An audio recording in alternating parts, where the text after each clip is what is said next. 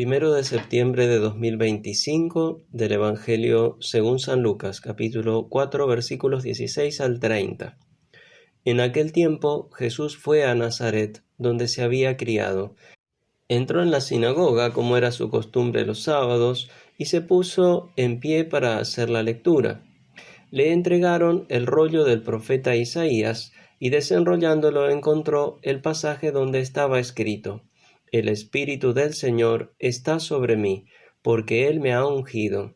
Me ha enviado a evangelizar a los pobres, a proclamar a los cautivos la libertad, y a los ciegos la vista, a poner en libertad a los oprimidos, a proclamar el año de gracia del Señor.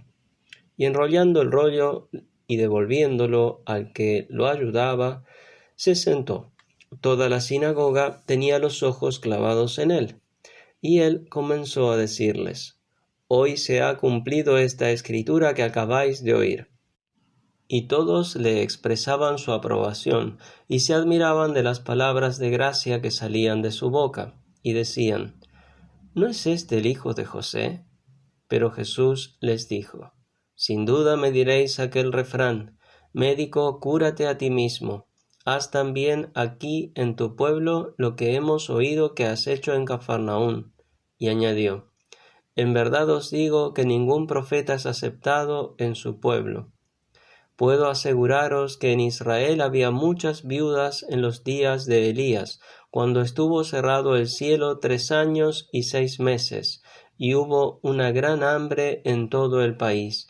Sin embargo, a ninguna de ellas fue enviado Elías, sino a una viuda de Sarepta, en el territorio de Sidón. Y muchos leprosos había en Israel en tiempos del profeta Eliseo. Sin embargo, ninguno de ellos fue curado sino Naamán, el sirio.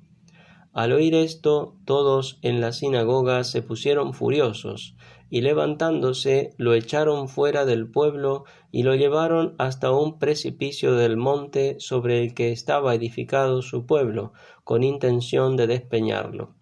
Pero Jesús se abrió paso entre ellos y seguía su camino. Palabra del Señor.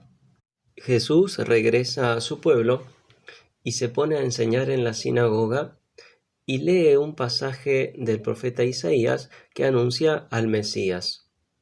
Y les da la buena noticia de que ese pasaje sobre el Mesías se está cumpliendo hoy en la persona de Jesús. Pero en ese momento Jesús choca con la incredulidad de su gente, porque se empiezan a manifestar entre la gente que estaba en la sinagoga distintas actitudes. En un primer momento, una admiración por las palabras de Jesús.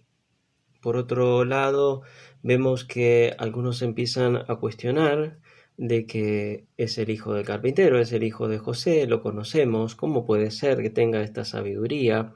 Y entonces ahí se produce el escándalo, la falta de fe en Jesús, esa superficialidad, ese creer que conocen bien a Jesús y ese negarse, en definitiva, a aceptar la buena noticia de la salvación, de que Dios se ha hecho presente. El hecho de que ellos no entiendan de dónde saque esa sabiduría no es razón para descalificar a Jesús. Y de pronto Jesús les empieza a hacer notar que muchas veces en Israel Dios fue rechazado y que hubo milagros que se hicieron fuera de Israel, siendo que eran situaciones difíciles para todo el mundo, como por ejemplo cuando hubo una sequía o con el tema de la curación de Naamán.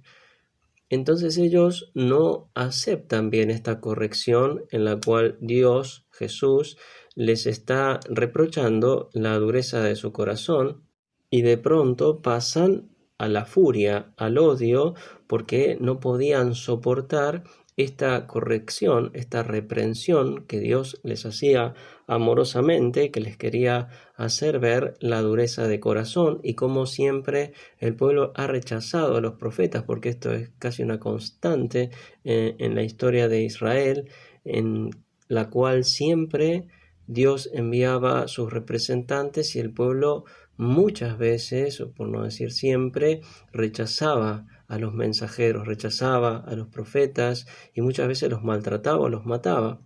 Su furia y su mala reacción llegó al punto de querer despeñarlo, de querer matarlo, pero Jesús pasó por en medio de ellos y no le pudieron hacer nada, todavía no era su hora, pero una vez más se muestra cómo Dios viene a nosotros y nosotros lo rechazamos, como tantas veces le pasó a Israel.